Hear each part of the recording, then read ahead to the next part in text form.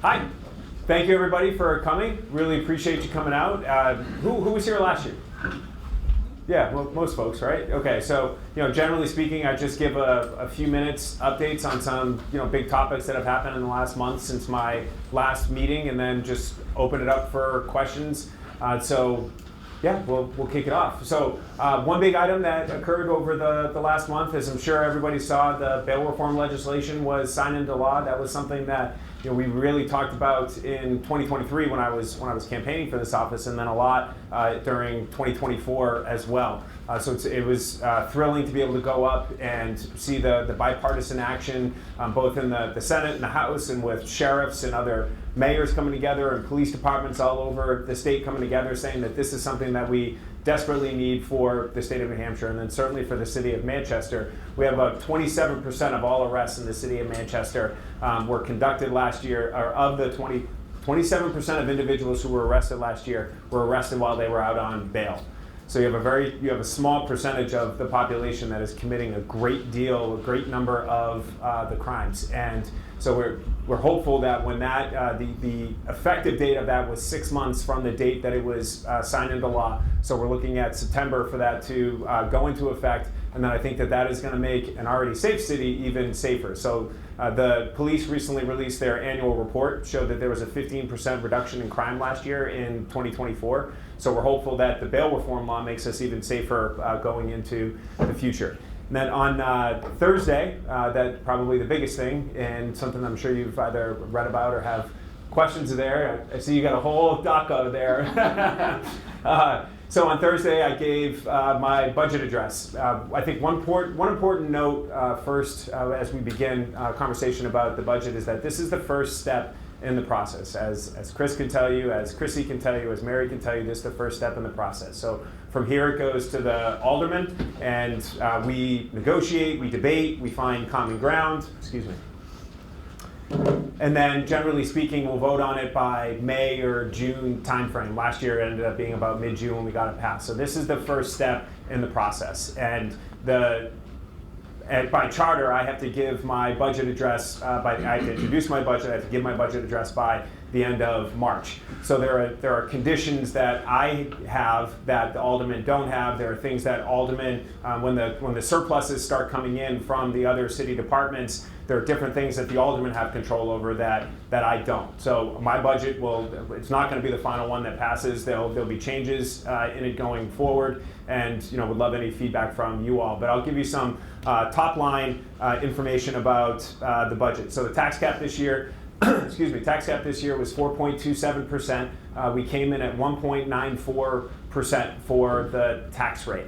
So that's the furthest under the tax cap that any budget has ever come since the inception of the tax cap. So one of the things I talked about on Thursday night was the importance of balance, that I don't believe that the pendulum should swing too far, too fast, that we have to find a way to be methodical, thoughtful, substantive, and include reason when we're making these kinds of decisions. So we don't fund any new city positions within this budget. We found about $1.5 million in savings on the spending side. We rejected another $1 million that came in from requests. At the same time, some of the things that we had to spend money on, $400,000 increase in healthcare, about a $300,000 increase in welfare costs. So as per state RSA, we're required to cover individuals who come into the welfare department if they're seeking services. So there was an extra $300,000 allocated towards that. And then there was $79,000 in increased contract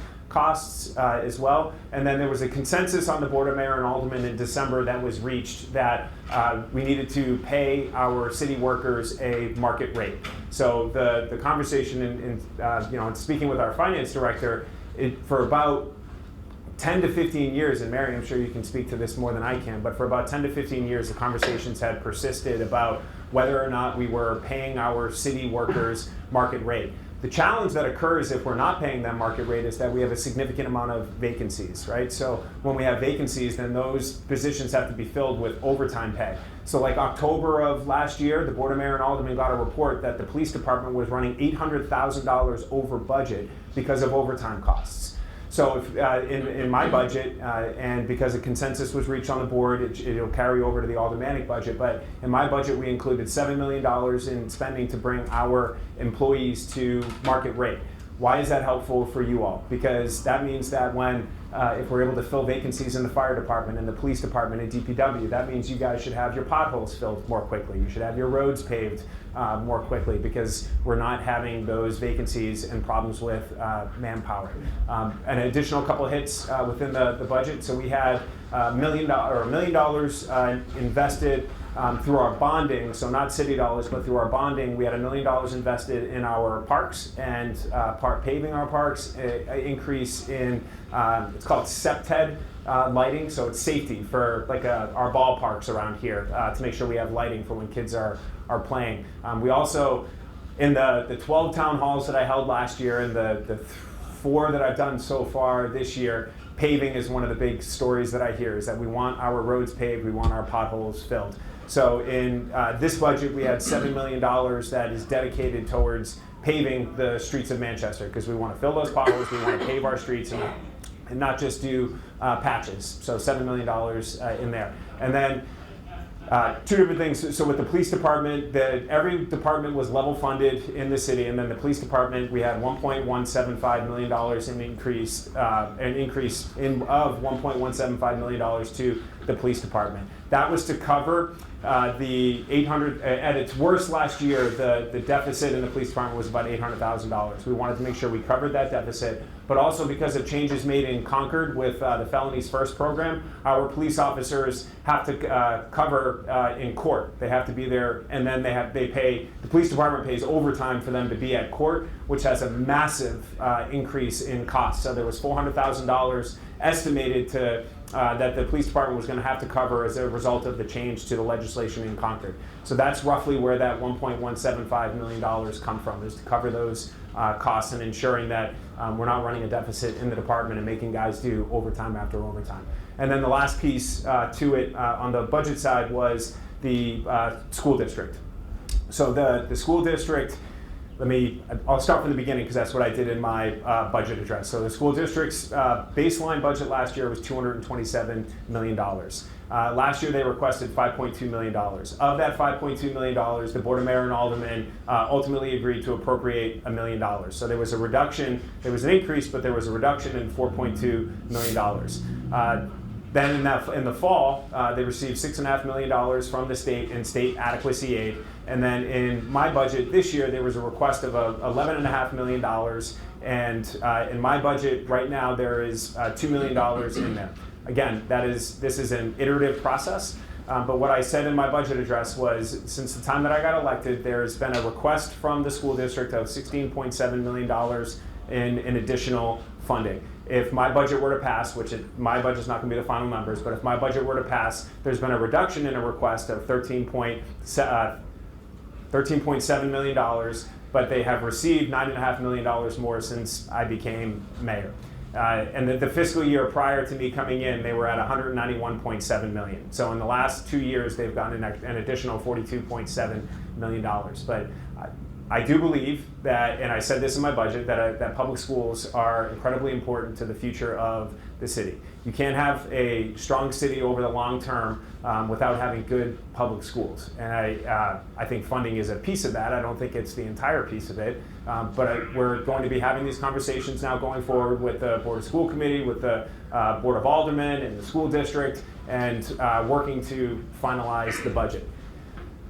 So I think that's the broad overview of the 2 biggest tickets in the last month or so, but happy to open it up to questions. Yes, sir. So, thank you for your time. So, during the budget, you said you allocated $200,000 for the fire department, for the firefighters grant. Now, February 6, 2024, Fire Chief Cashin, on record, said the firefighters that were hired would be a 1-for-1 replacement. So what, did you just say what we wanted to hear and then just lie? Like, can you explain that? Well, I can assure you that Chief Cashin doesn't lie. Okay, so let me, I found the letter that was sent to the CIP committee. Yes. And I have it right here. So the letter that he sent to the CIP committee, he specifically says that in order to prepare for the long term, when we lose that federal grant in year 4, that we should include a $200,000 appropriation per year to cover the costs in the out years to make sure that the city of Manchester is being fiscally responsible as we are adding these firefighters. What So do I you haven't add? gone, well, we've added, the SAFER grant allowed us to add 12 firefighters. It was a $3.7 million grant, and those dollars go away in year 4. Yes. So we are on the hook to pay for those 12 firefighters. But he said So- it would not cost the taxpayers any money. I'd have to go back and check the tape, but I can. Okay. But right here in his letter, what Chief Cashin talked about was that we need to fiscally prepare for the time that the city of Manchester is going to be on the hook to pay for these. And so that's why I included it in my budget at the request of Chief Cashin. That's the conversation that I know he was having with members of the CIP committee and the Board of Mayor and Aldermen as well. We want to be fiscally responsible. It's if you read the entire letter, and I'm happy to give it to you, but the addition of a firefighter on these trucks is a life-saving mechanism.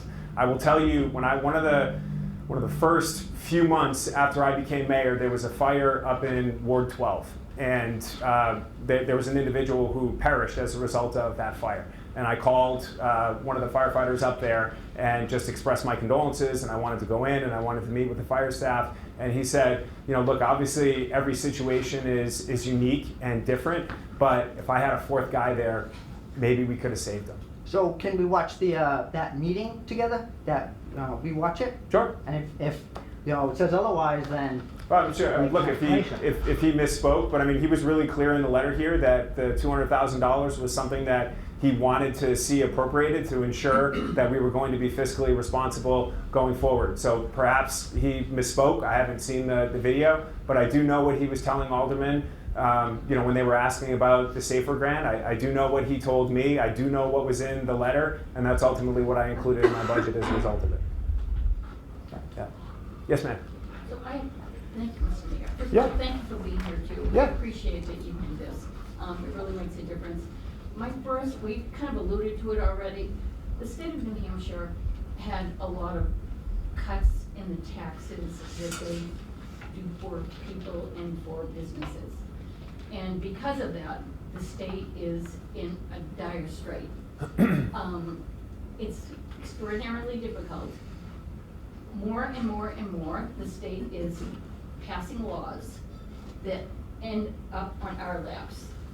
And what my ask is that in your meetings, because I know the mayors all get together and meet, is that as a group, you really work together to talk to legislatures about the fact that it's fine in their political world if they're cutting all the taxes, but New Hampshire needs certain things.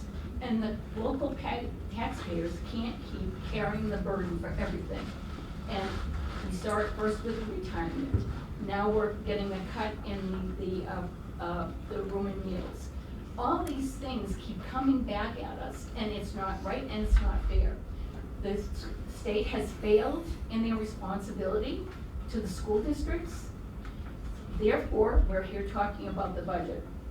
And the question to you is, you voted in the school board meeting for the budget that they were going to send to the aldermen, and then you turned around and you cut $9.5 million. But I just want to talk a little bit about what's in that budget. Yeah. That Could I take a couple of the things that you said in there? So my understanding from what I saw, the proposal for the rooms and meals is that it's being held constant, not that there's a cut to the local municipality. Because I'm watching this very closely too. I hope so. Because when Mayor Ginta was here, a proposal by Governor Lynch, remember that was during the height of the Great Recession, and one of the things the state was looking to do was to recapture that. And so I think when Mayor Ginta was here, he went up and lobbied and said, look, don't cut this, please. But I'm watching it, but I think it's that we would not receive more than what we have right now, because I reached out to our director of finance. The other thing I would say is when the Board of School Committee passed that budget, I did register my disapproval verbally when Vice Chairman O'Connell and I had a back and forth conversation about, but I mean, it went by voice, so I guess I didn't turn over and say, please no. But when Vice Chairman O'Connell made some reference to the fact I don't see why we would not be able to reach or receive our full appropriation. And what I had said was, well, this year we have a compensation study that we're working to implement, which is going to cost $7 to $8 million. That was the number bandied about at the time. And there are significant handicaps that we have on the city side as well. Okay, so what I want to talk a little bit about are the things that Sure. Previously, years gone by, when I worked in the Manchester School District, I Yep. was federal program manager, so I did a lot of budget stuff. And years ago, there were a lot of things that we didn't cover. First of all, we didn't have charter schools. Mhm. So Manchester, Manchester's the LEA, the district responsible for kids in charter schools for all this special ed and transportation. That's a huge cost. And that's a burden that the school district previously never had to carry. For all the children we have who are homeless, who live in Nashua and have to be transported, that's another big cost. The adequacy payment, hopefully it will stay steady or maybe even a little bit more, but we don't really know. And the lawsuit, I don't know what's happening. When I was in the House, we were trying to figure out how would we pay for the 7,000 something. Sure, if it were to go into, if Conval or something. Where it should be, and that would automatically reduce the burden that the city pays. But these things that we see, we have a large number of English language learners. 20%. And I just have to say, I've gone to a lot of high school graduations, and I have seen a lot of students who are new to Manchester, who have learned the English language. They've gone on to be tops in their class, sometimes valedictorian, and have gone on to Harvard, Yale, Dartmouth, as well as our own Manchester children. We send a lot of kids to a lot of really good colleges, as well as in community colleges and into good jobs. So I mean, I think our kids are a message to the future. So I think we just want to make sure that we are, as much as possible, giving as much as we can. And I mean, when I was in Concord, I worked as hard as I could to get more money for the school district. And hopefully, when the numbers come out, and then in October when we get that, how it comes in. Right. The That's what happened balance last comes year. in, Yep, yes, yep. and that extra amount of money, that if indeed you can't give them their whole budget, that you will commit as mayor to sending those funds back to the school district as they should be. Yeah. And I would hope that, I didn't veto it last year. thank you, Yeah. thank you. Because there's always a discussion about that, and it makes a huge difference, and I think it's just really important. Basically, that's a lot of just what I wanted to say, but a lot of the things that now the school district is required to do, they're things that we've never had to do before. And it's for the benefit of children, absolutely, but special ed costs, I worked really hard to get higher special ed money for school districts. It didn't make it through the Senate, unfortunately. But that burden, it's almost $1 billion a year for the state, special ed, that school districts are carrying that burden. And we are carrying the brunt of it. 70% of all the costs of the school districts are on us and our property taxpayers. Mm-hmm. So whatever we can do, if you would meet with the mayors and try and work out something with the legislature, it's not gonna happen this year, I'm sure, in this biennium. We can't keep cutting state taxes at the loss to us, because when they're cutting taxes, it ends up in those little bills that you send us. So I would really appreciate if you would work with your colleagues and help us out with that. And think about the school district, because the students need it, and there are more costs associated with what we have to do, which we never had to do before. And it really is, it's a lot.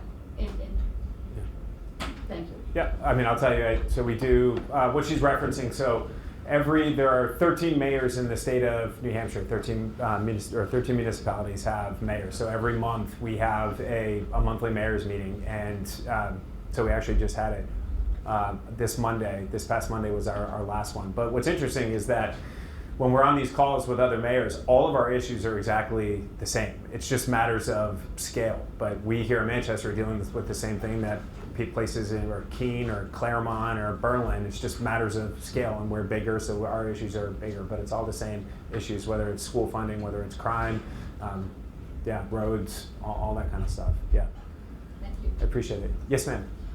So earlier you said that all of the departments are level funded. Could you just clarify what that means? Sure. That means I didn't add staff. That it has Yeah. staff? We did not add staff. Oh, okay. Yeah. So like if they came to me and said, look, I would love 3 more of these folks, or 2 more of these folks, or I need a deputy department head or something like that. Mm-hmm. Yeah. So the one place that they're not level funded is just so what I said in my address was it's level funded except for that which the Board of Mayor and Aldermen previously landed on a consensus. So there was a consensus on the Board of Mayor and Aldermen last year that we needed to enter into the compensation study. So cost for salaries go up. But what I mean by that is that we didn't add staff. Okay. I saw in the union leader that one of your priorities was the police and adding 20 more police officers.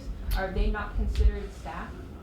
So what I said was there are 20 vacancies in the police department. Yeah, so the challenge that we've had for a variety of reasons, recruiting and retention is difficult for a variety of reasons, whether it's, so speaking of Concord, I think you referenced this earlier, but Group 2 pension, right? So that was changed back in 2011. That pension system was changed, and what our first responders are telling us is that makes it more difficult to recruit folks, firefighters, police officers, and then not having necessarily a competitive pay scale hurts our ability to bring folks in. And if police are getting paid more in Nashua, or firefighters are getting paid more in Concord or something like that, generally speaking, some folks will leave here and go somewhere else where they're better compensated. So what I was saying was I wanted to do the compensation study in part because I want to fill the 20 vacancies that we have, but I didn't add any in the budget. Because I mean, we can add the funding for it, but that doesn't mean that somebody's necessarily going to jump on board and join the department. Thank you for that clarification. And then I had one more question. I think you said you were going to add more lighting on Elm Street. I was wondering if that was a community concern that was brought to you, or where that might have come from. Yeah, so it's been, when I talk to a lot of the downtown business owners, when I'm out and about on the streets in the downtown, what I try and do is I always try and do a walk around that center part of the city. Mm-hmm. And a lot of business owners will tell me, and a lot of the people that I talk to who are grabbing drinks or getting food, one of the things they'll say is that it's so dark in the downtown at night. And for multiple reasons, that's not great. From a safety reason, right? Like criminals prefer to operate in the dark, right? So it makes it easier for somebody to commit a crime. Or people feel less safe. Even if they're not becoming a victim of crime, they feel less safe because there's not added light there. And it's also, like if you look at some pictures of towns around the United States, like our Economic Development Office does a fantastic job. And they show me, like, here's what Charleston, South Carolina looks like. And you look at these pictures and it looks like the 4th of July. And it's all lit up. And it's beautiful and it's warm and it's inviting and it's welcoming. And all of that stuff has an impact. Is that me? Peter, what did I do wrong? Is that on me? But so that is an impact on the downtown. But also I think it's a way to help change the perception of the city. Like I want people to feel like, hey, when I come into Manchester, when I come off the highway, if I'm going to SNU to go see, a concert or something like that, or I'm going to the Rex Theater, I came down and it was beautiful and it was lit up and there were people everywhere. Like at the hockey over the weekend, I came down here and even in the rain, the downtown was packed. It was wonderful to see. Do you think the same thing goes for our high schools, that maybe you can compare, you made a comparison to Charleston, but I compare, West or Memorial to maybe towns like Bedford or Hooksett, who have better facilities and more access to different, resources for our students, especially considering a lot of the problems that are facing our high schools right now. Do you, I don't know, I just wish that our schools were part of the priority for the city budget as well as the police and the fire department. You know what I mean? Well, they are. I mean, since I became mayor, they've gotten an extra $9.5 million. I could have vetoed the adequacy aid last year. That was $6.5 million. Last year on the budget, we could have done anything. We could have level funded, we could have taken money from it, and that was not a direction that I wanted to take. And so we didn't we didn't go that route. I just think we're arguing over a matter, or the conversation is over a matter of degrees, right? So I'm not arguing that we need to cut them. I want to make sure that we're balancing, like that's what I talked about in my budget speech. I want to make sure that we're balancing all of the priorities we have. So like as mayor, it's global, right? So we have, when I look at my one-page budget sheet, and it's available online, so you're more than welcome to take a look too. But when I look at my budget sheet, there are 18 different departments, right? And then you have a school district. So the budget that was passed, when you include federal funds, $275 million, right? So, I mean, that's obviously bigger than the city side, which is roughly $200 million. So you're looking at 18 different departments. You're looking at 12,000 students, 2,400 employees on the school district side, 1,250 employees roughly on the city side, 115,000 residents. Budgets are a great way to make a little bit of everybody really mad. But it's the global job of mayor. You're balancing a lot of different priorities. Yeah. Let's go front to back. Is that all right? Okay. Except when Mayor gets his Oh, sorry, we're gonna go back to front. She's in the front to her in the back, right? I'm sorry, go ahead. I said since Mayor Gantz has changed all the street lighting, the whole city is dark. Okay. Well, help is on the way. Yeah.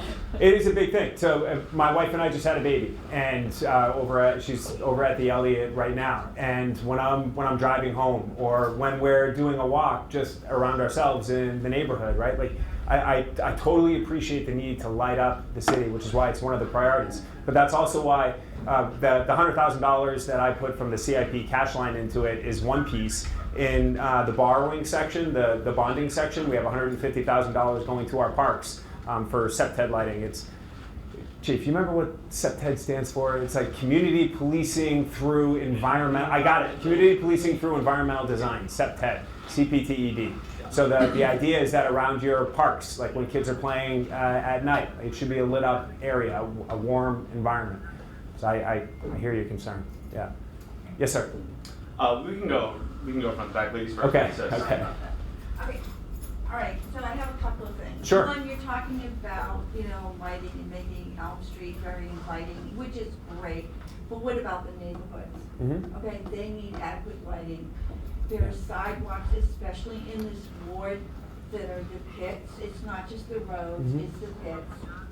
And near and dear to my heart, okay, I would like to invite you to have a meeting with the neighbors of Hosville School to discuss what is happening with Hosville School. Sure. Because some things have come to light, and I think it's only fair to the neighbors that, you let them know what is going on. It's a very, very dense area, and I have said this before, and I've been in this situation at least 2 times. When you are in an emergency situation, you do not have time to go knocking on doors. You do not have time to ask people very nicely to please move their cars or whatever. It's an emergency. One side of Hosville School is extremely tight. I just would like to see getting some input from the neighbors. I understand there have been some recent developments and nobody's been aware of them, so I would like to Sure. see if we can get this. So I'd love to speak to Yes. that. Was that, I don't want to cut you off, was that? No, okay. that's- So I would yeah. love to speak to that. There are certain things that I can't talk about though, because the conversations we've had, they've been in non-public. So I can't talk about like certain things as it pertains to real estate, but I'm more than happy to come in and hear the concerns, because do you know where I live? You can see my house from here. So I'm a neighbor of Hallsville School as well. I run by it every morning when I go on my run. So I'm more than happy to do like a community meeting over. I mean, heck, we could even open up Hallsville School and go in there and do the community meeting in there. More than happy to. And we did do that at one time, Okay. thanks to Mary Heath. Yeah. Okay, we did do that a couple of years ago, and the mayor came, and we passed out flyers, she ran flyers, I would tell you, she gave me 100 flyers. Is that right? I ran out of 100 flyers by the time I got to the end of my street. I didn't even have a chance to go to Haywood Street. I had to run Yeah. properties myself. It was packed, Yeah. okay? And then there was But another so I'm more than happy Yeah. to share whatever I'm legally able to do, just given that it was non-public that we talked about the building. But I'm more than happy to come in, share what I can, I could bring the planning department in because our director has been heavily involved with it since the beginning, so I'm more than happy to do that. Right, and speaking of, because I am a definite neighbor of Hartsville School, my daughter and I go over every now and then, and we pick up the trash. Mm-hmm. I mean, it's great. I really, the community center is really wonderful. It does provide a good service. Unfortunately, nobody's picking up after themselves. Okay. So that's part of living in a community where people feel comfortable of where they want to live. Just Yeah. No, couldn't agree with you more. So last year on the Board of Mayor and Aldermen, we appropriated $80,000 to our Department of Public Works to do those like neighborhood trash pickups and making sure that it wasn't just the downtown area. But one thing we can always do too is you have an iPhone presumably, or a phone with apps. So like we have C-Click Fix, or you could always call my office too. You're welcome to call our office and say, hey, we have a trash spot here, and we can send the DART team through Department of Public Works. We have what's called a DART team, and they're specific to like an environmental pickup in an area. So more than happy to. I think I see Chris hold it up. Yeah, it's on the property. Oh, I have that. It's Yeah, on the okay. property. So they do a really good job when No. they have to prioritize it, but they do a really good job of trying to get to everything within 24 to 36 hours. But it's prioritized. But if you have a spot, so a story from last year. So I'm in Ward 3, and it's the end of the winter time last year, and the snow was melting, and there was a bunch of trash in one specific area of Ward 3 that, and this is why I love these town halls, that a family was experiencing there. So they mentioned it to me at the town hall. The next day I called Mark Gomez, who heads up the DART team, and they went right over and picked it up. So if you're not getting the response that you want on C-Click Fix, I can totally appreciate that. Give my office a call and we'll get them up here. And I have no problem with Mark Owens. He really is very Yeah. responsive to things. I'm just talking about the people who are using the building, okay? Oh, That I'm they sorry, I should misunderstood. be- Okay, yes, so that if there they- are groups that are abusing the Yes. privilege of going in there, then we can absolutely call them and have that conversation with them and say, you have to be a responsible steward of the building, Right, 100%. yeah, because Mark Owens does a great job. Yeah, we're very blessed. We have, so I say this, I said it last night at another meeting, but a person described an executive position of like something like mayor or governor or president or whatever. They described it to me one time as like being an archer, right? So an archer pulls back the bow, and an archer sets the direction and then let it go, right? So what happens when you let it go? It's acted upon by outside forces, gravity, wind, whatever. And so if you don't have good community partners, if you don't have good department heads, if you don't have good people on the boards, then whatever your vision or direction is as mayor or governor, whatever, you're going to fail. And I feel very blessed that we have really amazing city employees and department heads. Yeah, sir. Yeah, Mayor I'm Ruais. sorry, were you done? Oh, yeah. Okay, all right. I just want to make sure. Yeah, I just want to say thank you for coming by and doing this. I know it takes a lot of time out of you and your family. Congratulations on the Thank kid you. as well as this year. Thank This is your first. It is. Congrats on being Yeah. being a father. Thank you. I appreciate it. I just want to start this by saying I am fairly new to Manchester. I'm sure there's quite a few people in this room that have probably been living in Manchester longer than I've been alive. So I totally understand Easy. that. But I do want to start by asking about the whole how am I gonna phrase this? It's gonna be like public safety. I know in previous town halls you've had a lot of people talk about public safety and specifically speeding, people driving through streets. And I know that that's definitely an issue, but sometimes it can be seen as a victimless crime because like someone's speeding down this road. I mean, just watching out the window right here, that's probably not 30 miles an hour right there. Yeah. That's probably 35 to 40. It's only a victimless crime until it's not. Exactly, and we have a very bad situation on our hands. And I understand it's a very hard thing to come across and to fix for the police themselves because they can't be everywhere every waking moment of the day, and especially given this man's question here earlier about the vacancies we have in the police department. They truly cannot be everywhere at every single moment of the day. So my question is there any plan to try to actually address the problem at the root? So to say, like the actual design of the streets, because a lot of these streets are designed in a way where you have a stop sign here, 75 feet away, you have another stop sign, so on and so forth. There's a lot of ways that public planning can actually redesign these streets so in that way people are hindered from actually going above 30 miles per hour, especially in some of the school zones. I actually live right across the street from the Hallsville Elementary School, so I'm going to take you up on your word. I'm going to start running around. I'm going to find you. I'm going to go running with you. So Let's do it. Yeah. But coming up the Jewett Street, you have that one school there. And I try to go 20 to 25 miles per hour in the school zone. The schools, when lights are flashing, I am probably the minority in that situation. I've been passed multiple times by people going 40, 45 just to turn left onto one of those upcoming streets and pull right into their driveway. It's like your kids, your neighbors, your loved ones, your friends and family attend the school here, and this is how we conduct ourselves in this neighborhood. Do you do any kind of, what do you do for work? I work in construction. Okay. Well, I asked because that's an astute question, like municipal planning and how can you use environment to change speeding. It is one of the things that the Department of Public Works looks at when they're putting out there or putting together their 5-year plan, 10-year plan for paving. It's like, look, if we're going to spend the money on these roads and we're going to update and upgrade the roads, how can we utilize the opportunity that we have to change the design of it to make a difference from a speeding perspective? So it's absolutely something that's taken under consideration as we're putting money into our road plans. The other piece to it is, what does everybody do when a cop is behind them? Slow down. Yeah. So the other piece to it is, like, so this is why I love these town halls, because you flagged it for me. You flagged a specific area. When I was in Ward 8, it was what's the road that Sheffield, I think, is one of them, but I think it starts with a W. Why can't I remember the name of it? I can see it right next to Memorial. Oh, Anyway, Weston. I knew it started. Yeah, Weston. Yeah. So I drive down that because that's how I get to the gym in the morning. And he flagged it saying people are doing 50 if they're doing one on this road. Yeah. So what we ended up doing was we placed a squad car out there. And there are other cities, municipalities that have actually. They've taken like an outdated,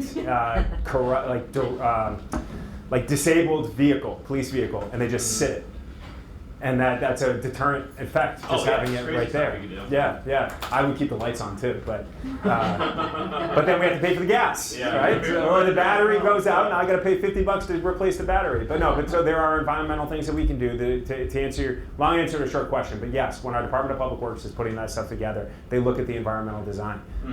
One of the things where up in Ward 1 by the Dairyfield School, we're working with the state to change that road to a roundabout because they're making additions to the Dairyfield School and they're making it a roundabout to help solve the speeding problem that they've had up there. And then on Campbell, same kind of thing. The alderman up there had talked about the speeding on Campbell and then the speeding down Union. So we had talked about, can we add another stop sign somewhere? Or do we put up one of those blinking, like, hey jerk, 54, 53, right? As somebody's driving by. So that's something that we've looked at as well. Okay. I have a second follow-up question if that's okay with the group. So I know that I get the daily newsletters from the Inkling. I noticed that back in December there was it's a lot of money, but it's like $60 million for a 5-year pavement plan developed by DPW. For the roads. And maybe I have the dollars off, maybe I have the years off, but no, you get $12 million. Okay. I was a lot over there. Yeah. 12 million annually. So gotcha. So the question is, how much would we have to spend annually to maintain our roads? And the answer to that from the presentation before the Board of Aldermen that the DPW gave was $12 million. Yeah. So last year in my budget we had 5.3. This year in my budget it's 7. Okay. It's tough, right? Because, well, for a couple of reasons. Again, this is the global aspect of things, right? Every time you spend $1 on something, you can't spend it somewhere else. And we have a tax cap because anybody here want their taxes to go up by 4.28%? Do you? No, I'm just well, so I would be a terrible lawyer because you're not supposed to ask questions you don't know the answer to. So I asked that question in Ward 1, and like 9 hands went up. I said, what a jerk am I to get? Don't ask that question.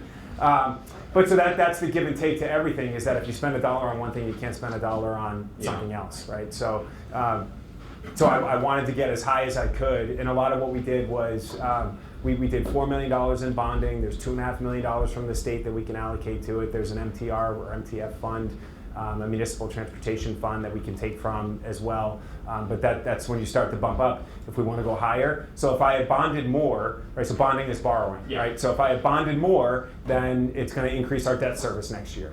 So now you're impacting the tax rate, right? If I had just given DPW an extra $1 million, so for every $260,000 that we spend, it's 0.1% on the tax cap, right? So if you do $1 million, you're going up 0.4, right? So there's the give and take to everything, and that's part of the challenge. And if you look at the budget, 80% of all city spending is made up in 3 departments. It's police, fire, and DPW. So when you want to cut spending, and what, 80%, what's the salary benefits portion of your budget? It's got to be 85, 96%. So the vast majority of any budget is going to be salaries and staffing. So I level funded the budget. If I cut specific departments, you're cutting into staffing. So that's the challenge. That's the balance that we run into. And it, for years, because we were operating off a lower tax cap, so the number is small. So that you're not growing as much, which is fine. I mean, you can find areas to cut. Like we found $1.5 million in savings this year. We reduced the rolling average on salt that we had been spending for the last 5 to 10 years was about $300,000 more. Well, we were allocating about $300,000 more than we were actually spending. So I reduced salt, just going through the budget line by line, saying I don't think we need this much. We looked at ways to put opioid abatement fund.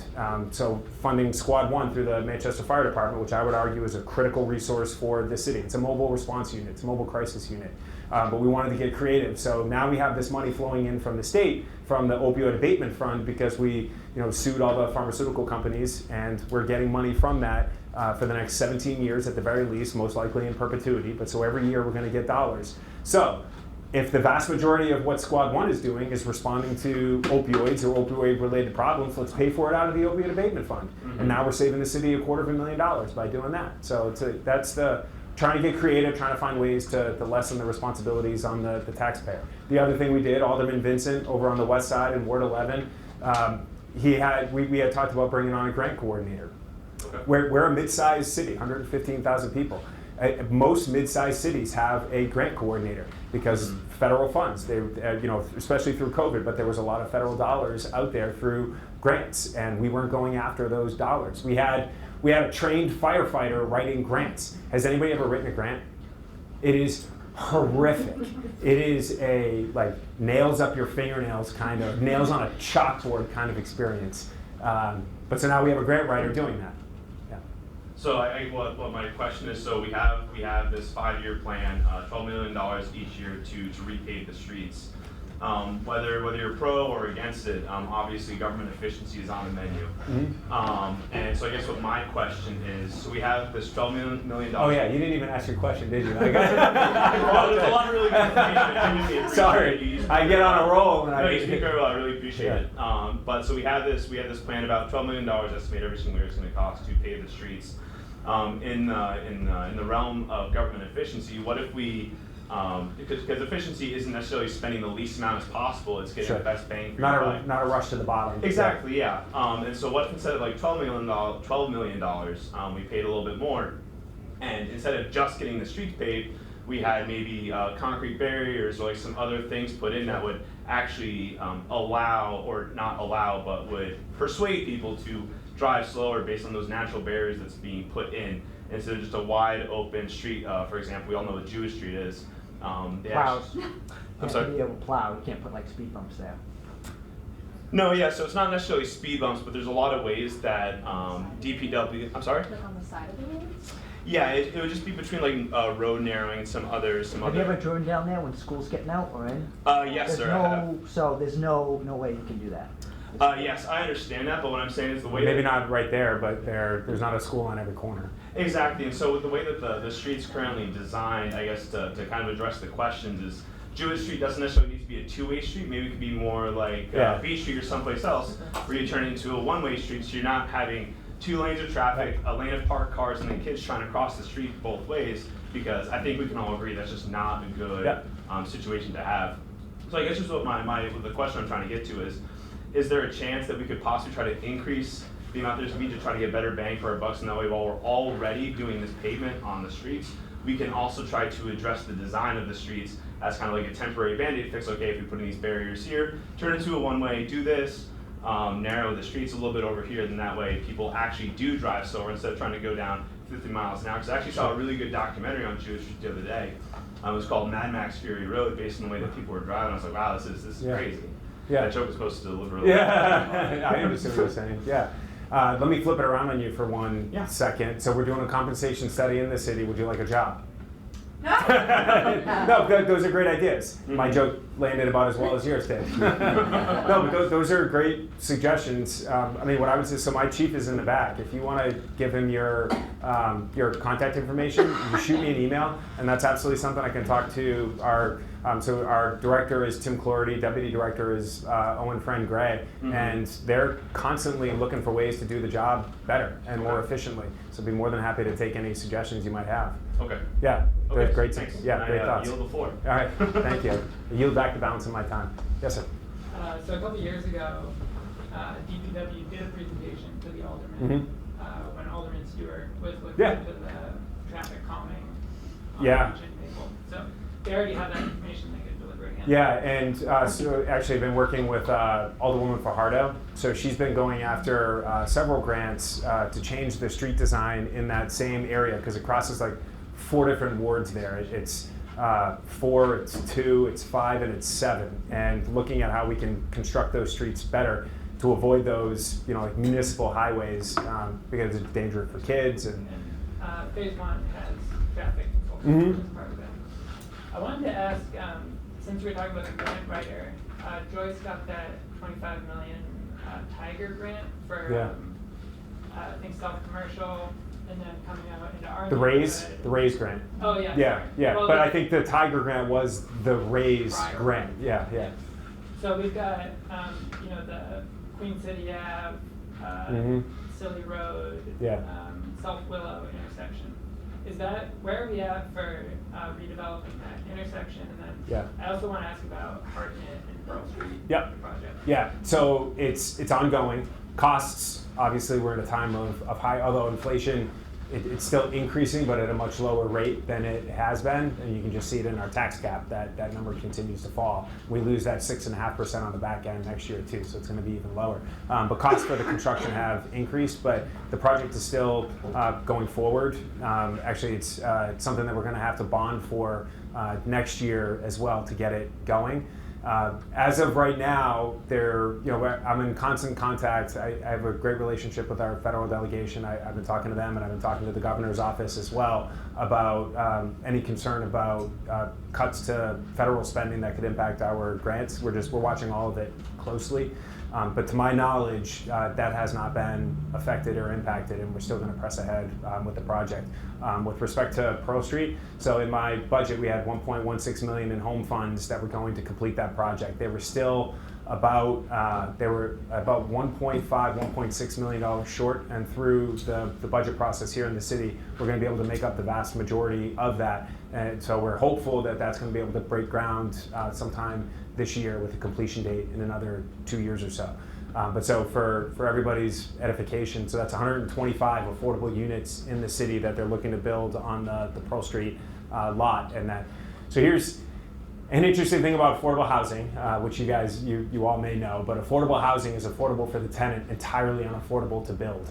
The Pearl Street lot project for 125 units is about $50 million.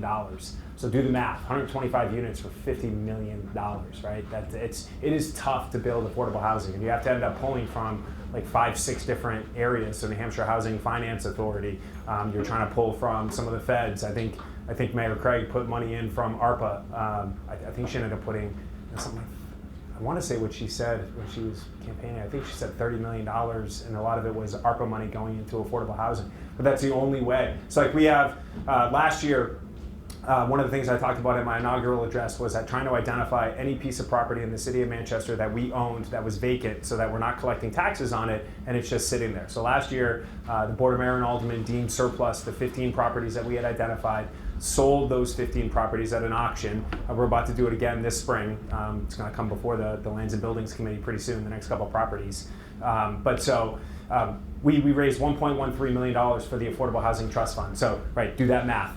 $50 million for 125 units, what's $1 million going to buy you? That's where you have to be like really judicious and find the right projects. So last year, the Board of Mayor and Aldermen, we expended $200,000 out of the Affordable Housing Trust Fund to help this nonprofit close on a building to create 8 units of affordable housing at $800 or less.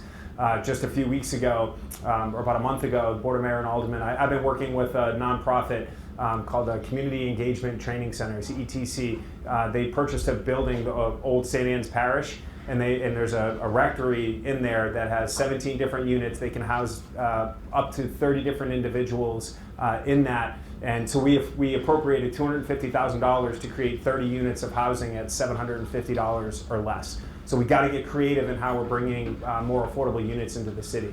In my State of the City and in my budget, I talked about we have over 300 units of affordable housing coming online. We have 700 units that have just been approved by the planning board since I started last January, since I became mayor. Another 700 units are in active construction.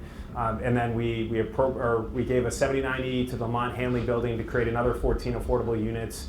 So we're working hard at the problem. It's a basic, I never got past economics 101, but housing prices, it's a basic economics question. You know, we are the 2024 Zillow ranked us the #1 hottest housing market in the United States. So we have a ton of people that want to live here, and we have a small housing supply. So when you have a low supply and high demand, what do costs do, right? They go through the roof. So we got to increase supply, which is what we're working on the zoning rewrite, which is why we've been appropriating these dollars through the Affordable Housing Trust Fund.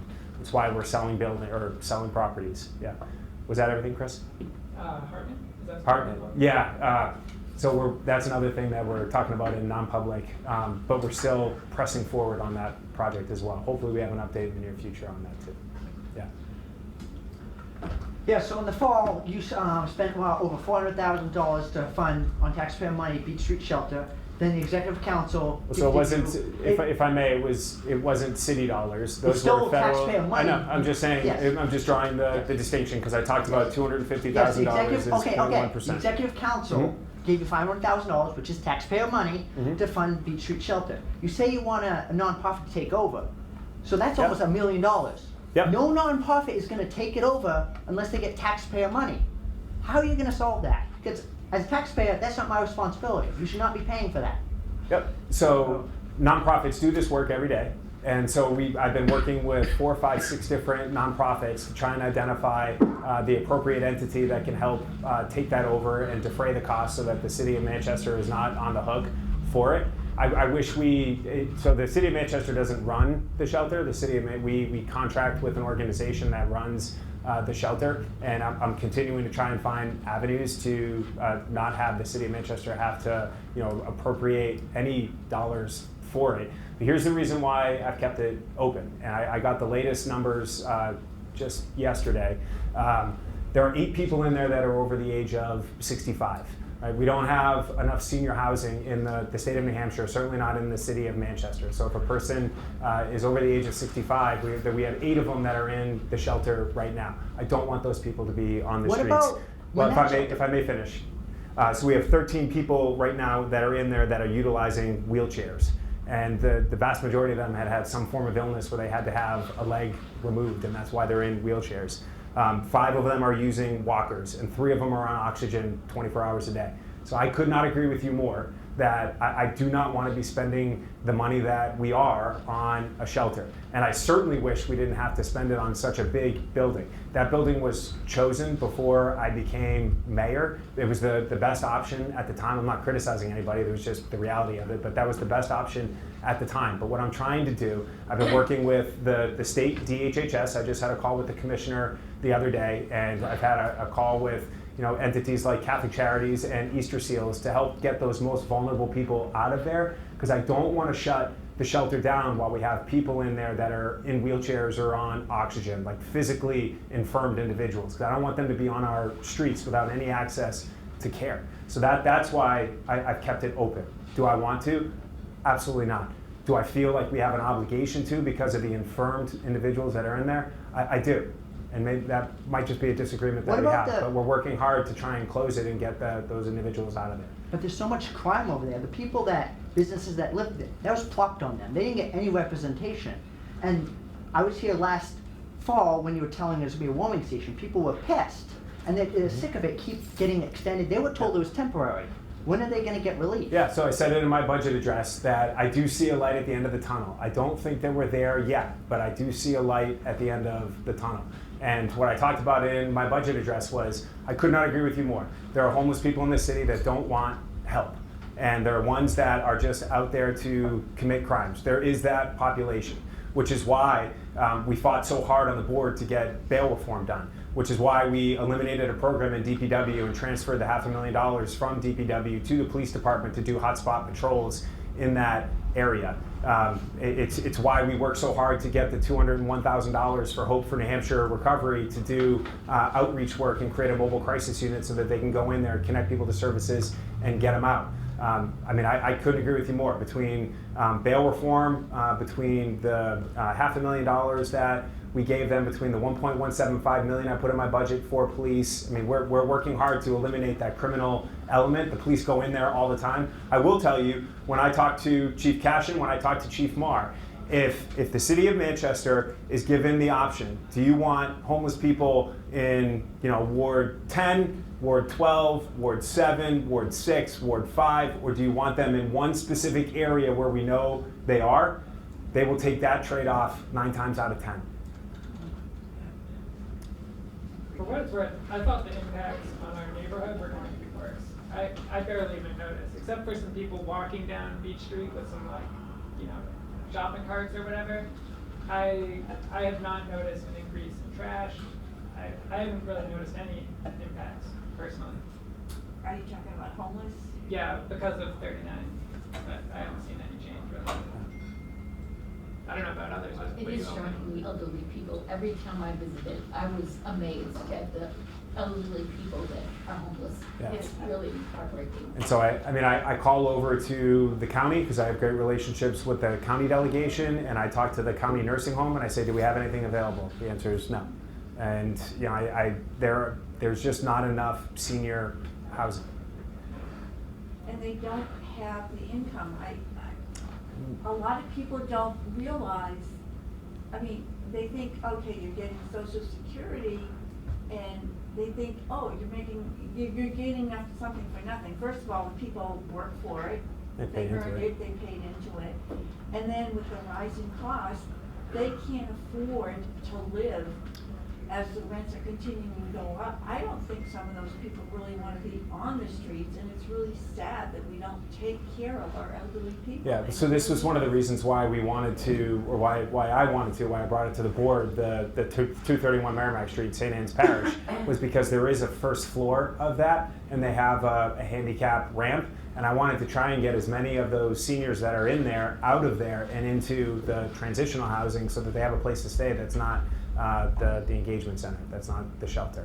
So the idea would be if we can titrate it down enough, if we can get, so the shelter capacity there is 40, if we can get it down to 20, then we can get the heck out of that building, not have to pay the rent there, and it's a much more manageable number, and then we can get out of there. And so that's the intent. And so at the end of last year, when I put out the note to the Board of Mayor and Aldermen, they had housed 35 people through the engagement center.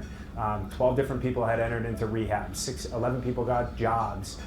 So there are some successes there, and I think it's going to. I think with the addition of Hope for New Hampshire Recovery and the case manager that's there, I do think we're going to see some added help to get them out of there. Yes, sir. So I know at one point. The other Pat Long. Exactly. At one point you were talking about turning the rest of that building into some form of transitional housing. What happened to that idea? Yeah, I need a dance partner.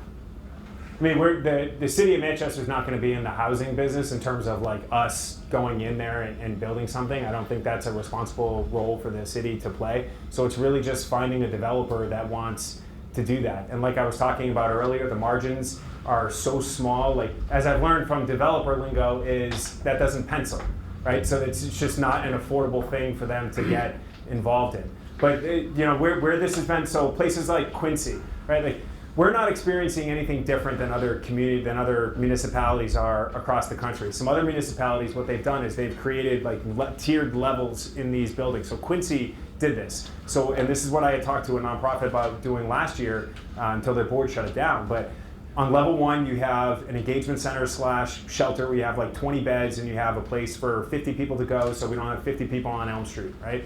And then on tier 2, it's like transitional housing. And then on tier 3, it's permanent supportive housing, right? So you have a transition tiered level where somebody comes in off the street, they get in there, They get connected to the services that they need, and then they're able to go into transitional housing. And now they're paying a little bit of money in rent. There's some skin in the game, and that's how you can help afford it. And then on the third floor, you have permanent supportive housing, like $800 to $1,000 a month or something like that, once they fully get their feet underneath them, which is the continuum that we've been trying to build here. So that's what I talked about last year when we funded that $200,000 for that nonprofit. Was the situation that we had set up was, if somebody is homeless today, they can go into the engagement center, they can get connected to existing services. And then the woman that runs that nonprofit is Christy McKinney. She also runs Light of Life. It's a transitional home for women who have gone through some form of trauma, domestic violence, or SUD related, mental health related.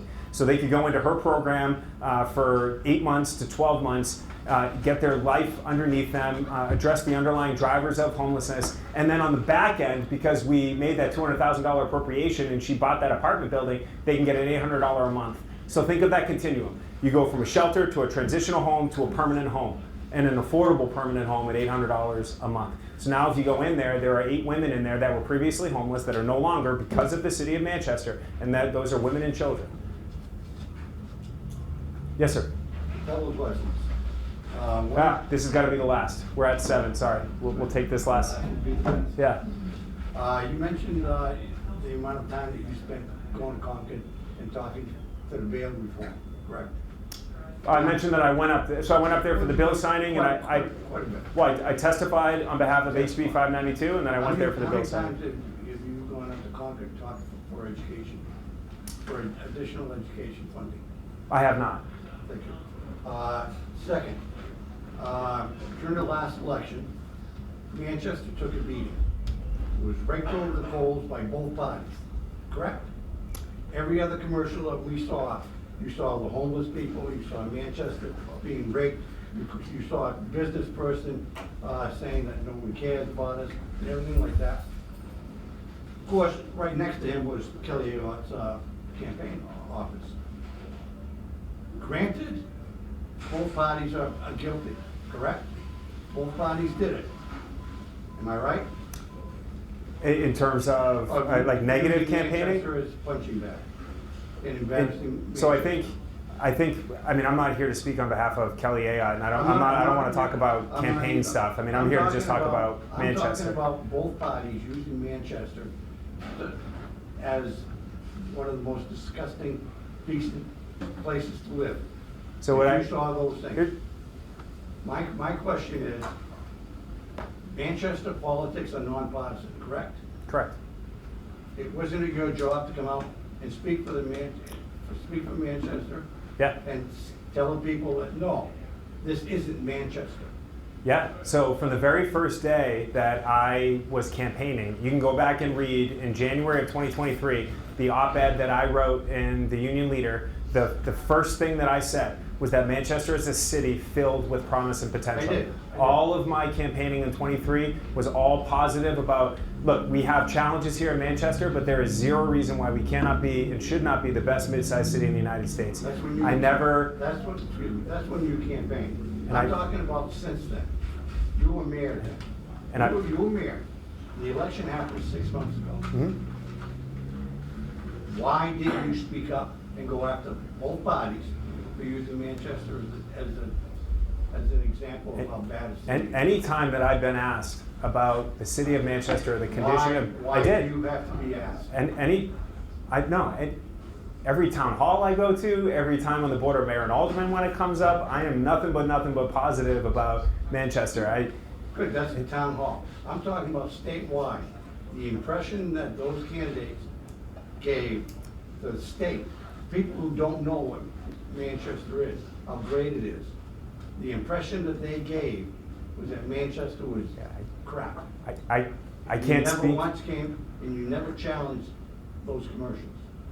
I certainly, all I do is speak. My feeling is you go with the city of Manchester, an apology for not defending it while that was taking place. I would respectfully, I appreciate where you're coming from. I would respectfully disagree. I think if you go back to the very first words that I said when I was campaigning, all I've ever done. That was before the election. And Democrat would not do the same. When I became, I don't want to, this isn't political. I mean, He's making it political. I have never, No, it's not political. All I've done since I became mayor, all I did while I was campaigning, I've never once said a negative thing about Mayor Craig. I never once said a negative thing about Alderman Kavanaugh when I was running. All I've ever been is 100% positive.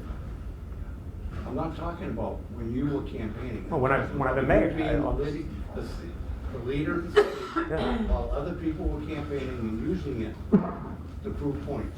Yeah, hey, I appreciate where you're coming from. I would just say review my public record because it's all out there. All I've ever been is positive about the city and stood up for Manchester. But I appreciate everybody coming. That's 7:05, so we've got a couple extra minutes, but I appreciate everybody being here. Thank you so much. Thank you. Thank